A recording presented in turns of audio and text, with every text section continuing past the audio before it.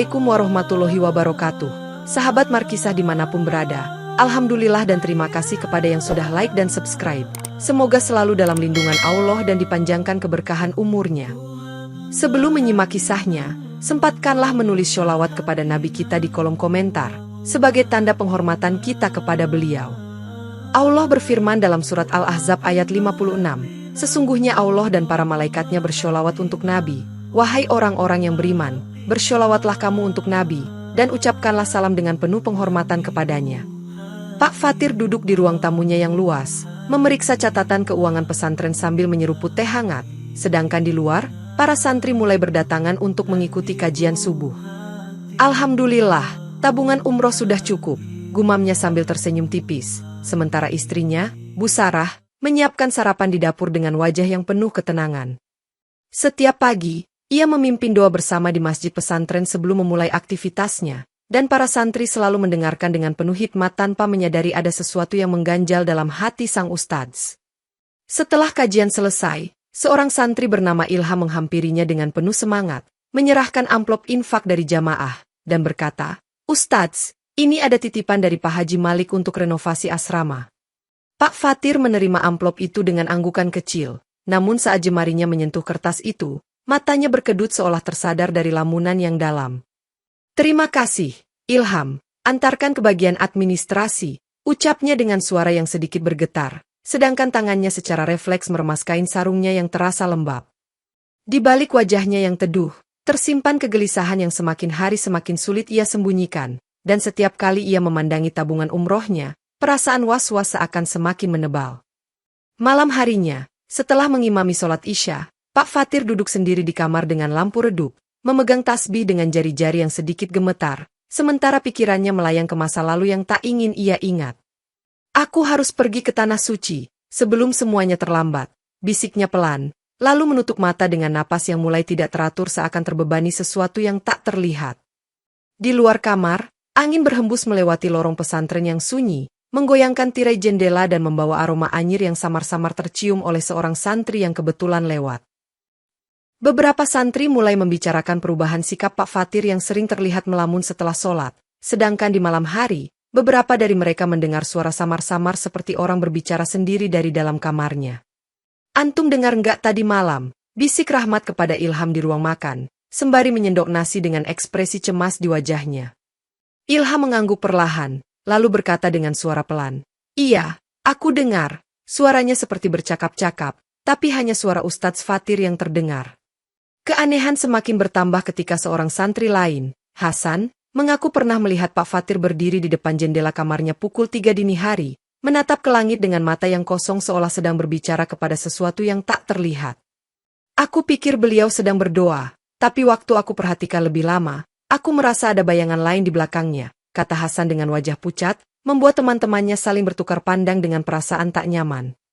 Di siang hari, Pak Fatir tetap menjalankan aktivitasnya seperti biasa, tetapi setiap kali ada jamaah yang mengulurkan tangan untuk bersalaman, ia tampak sedikit ragu sebelum akhirnya menggenggam tangan mereka dengan erat. Saat berada di kantornya, ia sering menerima telepon misterius larut malam, dan setiap selesai menelepon, ekspresinya berubah menjadi tegang seolah ada sesuatu yang mendesaknya untuk bertindak cepat.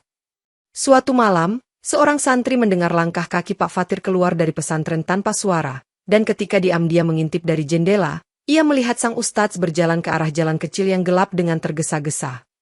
"Antum lihat sendiri," tanya Ilham dengan nada serius, sementara santri yang melapor itu hanya mengangguk, wajahnya masih menyimpan ketakutan yang belum hilang sejak malam sebelumnya. Dari kejauhan, suara adzan subuh mulai berkumandang, tetapi di dalam pesantren, suasana mencekam tetap terasa, dan semakin banyak santri yang mulai bertanya-tanya apakah sesuatu yang buruk sedang terjadi di sekitar mereka. Keesokan harinya, seluruh pesantren dikejutkan oleh suara teriakan histeris yang berasal dari kamar mandi asrama, dan ketika beberapa santri berlari mendekat, mereka menemukan Ilham tergeletak di lantai dalam kondisi tak bernyawa. Matanya terbuka lebar dengan ekspresi ketakutan yang luar biasa, sementara mulutnya sedikit terbuka seperti hendak mengucapkan sesuatu yang tak sempat tersampaikan. "Astagfirullah, cepat panggil Ustadz Fatir," teriak salah satu santri yang langsung berlari keluar, sedangkan yang lain hanya bisa berdiri terpaku dengan wajah pucat. Pak Fatir datang dengan langkah tergesa, tetapi ketika ia melihat jasad Ilham, Wajahnya mendadak memucat dan tatapannya tampak berkaca-kaca seolah mengenali sesuatu yang tidak dipahami oleh orang lain. Innalillahi wa inna ilaihi roji'un. Ilham, bagaimana ini bisa terjadi? Gumamnya dengan suara serak, tetapi matanya tidak sepenuhnya memancarkan keterkejutan, melainkan lebih kepada ketakutan yang terpendam. Setelah pemakaman selesai, beberapa santri mulai mengaku mendengar bisikan-bisikan aneh di asrama setiap malam, dan suara itu selalu menyebut nama Pak Fatir berulang kali dengan nada pelan namun menusuk. Aku dengar suara itu lagi tadi malam, suaranya lirih, tapi aku yakin dia menyebut nama Ustadz Fatir, bisik Rahmat kepada Hasan di halaman pesantren, matanya memandang sekeliling dengan cemas. Pada malam yang sama, Pak Fatir terbangun dengan keringat dingin membasahi tubuhnya, dadanya naik turun dengan napas tersengal, dan di luar kamar, ia bisa mendengar suara langkah kaki berjalan mendekati pintunya. Perlahan, suara itu berhenti tepat di depan pintunya, dan saat ia menahan napas, tiba-tiba terdengar bisikan halus, "Kenapa engkau meninggalkanku, Ustadz?" Dengan jantung yang hampir berhenti berdetak, Pak Fatir meraih tasbihnya dengan tangan gemetar, tetapi sebelum ia sempat berzikir, lampu kamarnya tiba-tiba mati, meninggalkannya dalam kegelapan yang pekat. Setiap kali memberikan ceramah, Pak Fatir mulai kehilangan fokus dan beberapa kali terdiam di tengah-tengah khutbahnya, sementara para jamaah menatapnya dengan bingung. "Ustadz, apakah Anda baik-baik saja?" tanya seorang jamaah setelah sholat Jumat, tetapi Pak Fatir hanya mengangguk dengan senyum kaku, meskipun keringat dingin membasahi dahinya. Beberapa kali, para santri mencium bau besi berkarat setiap kali sang ustadz berbicara di depan jamaah, tetapi mereka tidak menemukan sumber bau itu di sekitarnya. Di suatu malam, saat ia sedang berdoa di masjid, bayangannya sendiri di dinding tampak bergerak lebih lambat daripada tubuhnya, seolah ada sesuatu yang mengikuti gerakannya dengan jeda waktu yang aneh. Saat hendak melangkah keluar dari mimbar, tiba-tiba tubuhnya terasa berat dan ia tersungkur ke lantai, membuat para jamaah yang masih berada di masjid bergegas menolongnya. Ketika seorang jamaah membantu mengangkat tubuhnya, ia melihat ada bekas goresan hitam di punggung Pak Fatir, seperti luka bakar yang baru saja muncul tanpa sebab. "Ustadz, punggung Anda, ada luka aneh," bisik pria itu, tetapi Pak Fatir hanya menggeleng lemah sambil bergumam, "Tidak ada apa-apa, hanya kelelahan." Namun, di dalam hatinya, ia tahu bahwa semua ini bukan sekadar kelelahan, melainkan sesuatu yang mulai menampakkan wujudnya dengan semakin nyata. Malam itu, ia kembali bermimpi buruk, melihat dirinya terperangkap di dalam sumur gelap yang dikelilingi oleh paku berkarat yang perlahan mendekat ke tubuhnya. Saat terbangun, ia mendapati tangannya berdarah, dan di atas sajadahnya, ada sepotong paku yang tampak seperti baru saja keluar dari dalam kulitnya sendiri. Malam semakin larut, dan Pak Fatir kembali mengalami mimpi yang sama, di mana dirinya terjebak dalam sebuah ruangan gelap yang penuh dengan paku berkarat, sementara suara-suara berbisik di sekelilingnya dengan nada mencemooh. Dalam mimpi itu, ia melihat sosok Ilham berdiri di kejauhan dengan wajah pucat, matanya menatap kosong, dan dari mulutnya keluar paku-paku kecil yang berjatuhan ke lantai satu persatu. Pak Fatir mencoba berlari, tetapi kakinya terasa berat seolah ditarik oleh sesuatu dari dalam tanah, sementara suara bisikan berubah menjadi jeritan kesakitan yang menusuk telinga. Ia terbangun dengan tubuh berkeringat dan merasakan nyeri luar biasa di dadanya. Lalu saat membuka bajunya, ia melihat bekas lebam berbentuk lingkaran kecil yang jika diamati lebih dekat, menyerupai jejak kepala paku. "Apa ini? Astagfirullah, ini hanya perasaan bersalah, ini bukan apa-apa," katanya pada diri sendiri, tetapi hatinya terus didera ketakutan yang semakin menjadi-jadi. Setiap kali ia mengambil air wudhu, tangannya gemetar hebat, dan saat air menyentuh kulitnya, ia merasakan perih seolah ada luka-luka kecil yang tak kasat mata di tubuhnya. Ketika ia bersujud dalam sholat tahajud, suara bisikan itu kembali terdengar, kali ini lebih jelas, menyebut namanya dengan nada lirih dan menyeramkan, membuatnya hampir kehilangan keseimbangan.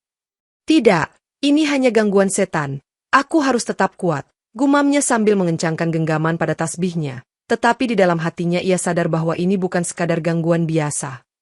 Di pagi harinya, seorang santri bernama Rahmat datang dengan wajah ketakutan, melaporkan bahwa ia menemukan paku berkarat di dekat tempat tidur Ilham yang telah lama kosong. "Ustadz, saya rasa ada sesuatu yang tidak beres. Saya juga mendengar suara Ilham memanggil tadi malam," ucap Rahmat dengan suara bergetar, sementara Pak Fatir hanya bisa menundukkan kepala tanpa berani menatap mata santrinya. Seiring berjalannya waktu, gangguan terhadap Pak Fatir semakin meningkat. Setiap kali ia hendak berbicara di depan jamaah, Tenggorokannya terasa tercekat dan suara lirih seperti bisikan terdengar di telinganya. Saat ia mengangkat tangannya untuk berdoa, jari-jarinya terasa kaku dan ia melihat samar-samar bayangan hitam berdiri di pojok ruangan, seolah mengawasinya dengan tatapan penuh amarah. Beberapa santri mulai memperhatikan perubahan fisik sang ustadz yang tampak lebih kurus, wajahnya pucat, dan matanya tampak cekung seolah kurang tidur selama berhari-hari. "Ustadz, apakah Anda baik-baik saja?" tanya Hasan dengan nada khawatir. Tetapi Pak Fatir hanya tersenyum lemah sambil berkata, "Aku hanya sedikit kelelahan, ini ujian bagi orang-orang beriman." Namun, dalam hati, ia merasa tubuhnya semakin berat setiap kali hendak melangkah ke masjid, seolah ada sesuatu yang menariknya ke arah berlawanan dan mencegahnya untuk beribadah. Pada suatu malam, saat ia berjalan menuju kamar, tiba-tiba ia merasakan langkah kaki seseorang mengikutinya dari belakang, tetapi saat ia berbalik, lorong pesantren kosong tanpa siapapun. Saat hendak tidur, ia kembali melihat bayangan hitam di pojok ruangan, tetapi kali ini sosok itu semakin jelas, berbentuk manusia dengan wajah yang mengerikan dan mata yang memancarkan kebencian.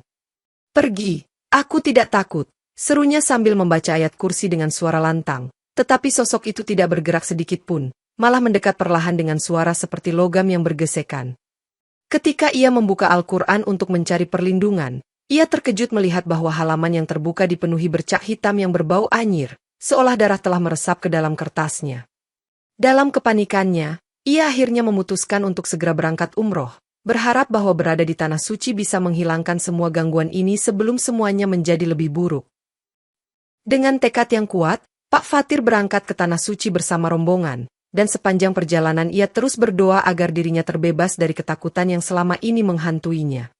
Saat pesawat lepas landas, ia mencoba membaca Al-Quran, tetapi tiba-tiba tangannya kembali gemetar dan rasa sakit aneh menjalar di sekujur tubuhnya, seolah ada sesuatu yang berusaha menghalanginya. "Pak Ustadz, Anda pucat sekali, apakah butuh bantuan?" tanya seorang jamaah yang duduk di sebelahnya, tetapi Pak Fatir hanya menggeleng dengan senyum kaku, meskipun tubuhnya semakin lemas. Setibanya di Mekah, perasaan gelisah itu semakin kuat, dan ketika ia pertama kali melihat Ka'bah, dadanya tiba-tiba terasa sesak seolah ada beban berat yang menghimpitnya.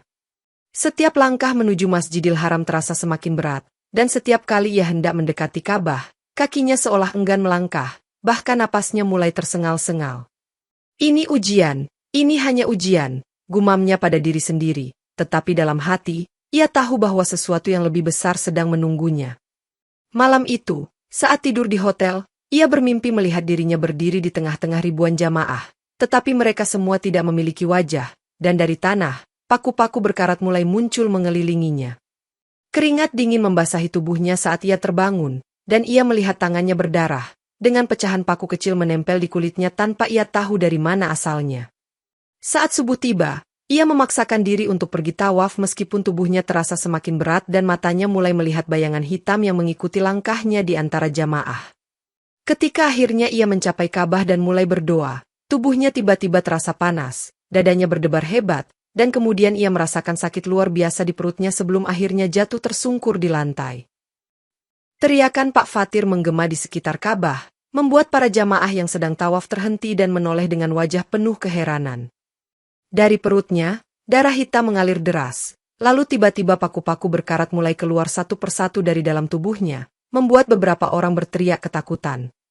Tubuhnya menggeliat di lantai marmer, sementara dari mulutnya keluar cairan kental berwarna gelap, dan matanya terbelalak seolah melihat sesuatu yang tidak bisa dilihat oleh orang lain. "Astagfirullah, apa yang terjadi padanya?" seru seorang jamaah, sementara beberapa petugas berlari menghampiri untuk memberikan pertolongan. Pak Fatir mencoba berbicara, tetapi suara yang keluar dari tenggorokannya hanyalah desisan penuh kesakitan, sementara paku-paku itu terus keluar dari tubuhnya dengan jumlah yang semakin banyak.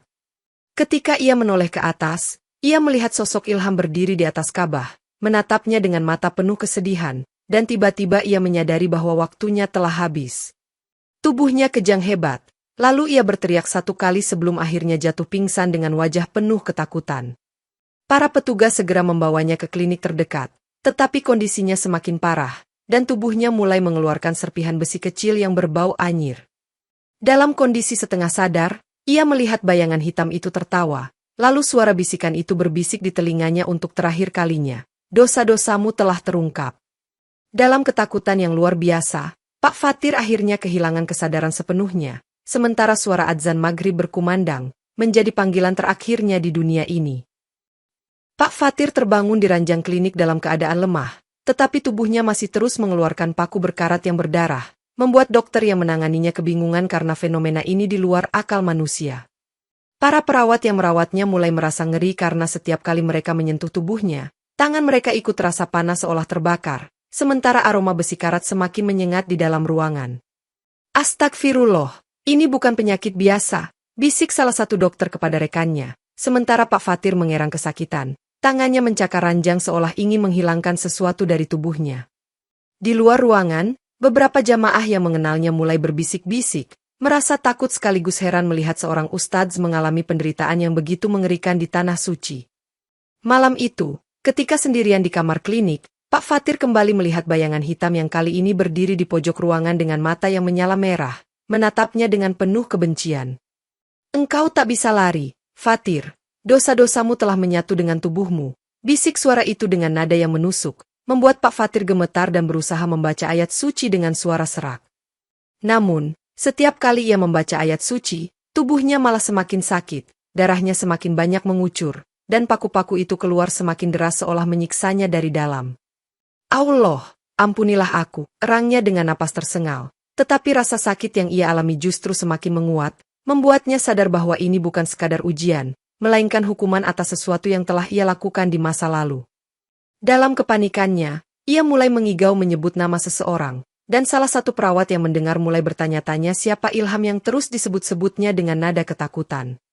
Ketika fajar mulai menyingsing, kondisi Pak Fatir semakin kritis, dan dalam detik-detik terakhirnya, sebuah suara lirih terdengar di telinganya, mengulang pertanyaan yang selama ini menghantuinya. "Kenapa engkau meninggalkanku, Ustadz?"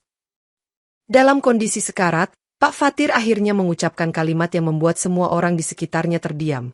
"Aku telah menumbalkan Ilham. Aku telah berbuat dosa besar." Para dokter dan jamaah yang ada di sekelilingnya saling berpandangan dengan mata terbelalak, tidak percaya bahwa seorang ustadz yang begitu dihormati telah mengakui dosa sekejam itu. Dengan suara yang semakin melemah, Pak Fatir mulai bercerita bahwa selama ini ia telah menggunakan ajaran agama sebagai kedok untuk mendapatkan kekayaan dengan cara yang tidak halal. Ia mengaku bahwa ia telah melakukan perjanjian gaib dengan sosok tak kasat mata yang menjanjikannya kekayaan dan ketenaran, tetapi sebagai gantinya, ia harus menyerahkan nyawa seorang santri setiap beberapa tahun. Ilham adalah korban terakhirnya, seorang santri cerdas yang telah ia jadikan tumbal dalam ritual pesugihan, dan kematian misterius Ilham di pesantren bukanlah kebetulan, melainkan konsekuensi dari perjanjian yang telah ia buat. "Aku mengira aku bisa menghindar. Aku berpikir jika aku ke tanah suci, aku akan selamat, tetapi tidak ada tempat di dunia ini yang bisa menyelamatkanku dari azab ini," isaknya dengan air mata yang bercampur darah mengalir di pipinya. Setelah mengucapkan pengakuan terakhirnya, tubuhnya mulai mengejang dengan hebat, dan dari dalam mulutnya keluar paku-paku terakhir yang bercampur dengan darah hitam yang mengalir ke lantai.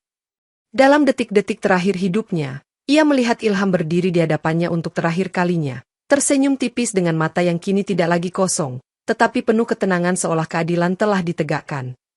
Dengan satu napas terakhir, Pak Fatir menghembuskan nyawanya di tanah suci, sementara tubuhnya perlahan menjadi kaku dalam posisi yang mencekam, dan aroma besi berkarat yang menyengat memenuhi ruangan. Berita tentang kematiannya menyebar ke seluruh rombongan jamaah, dan ketika jasadnya akan dimandikan, para petugas menemukan bahwa di seluruh tubuhnya terdapat luka-luka yang menyerupai bekas tusukan paku, meninggalkan pesan bahwa azab Allah nyata bagi mereka yang telah menzolimi orang lain.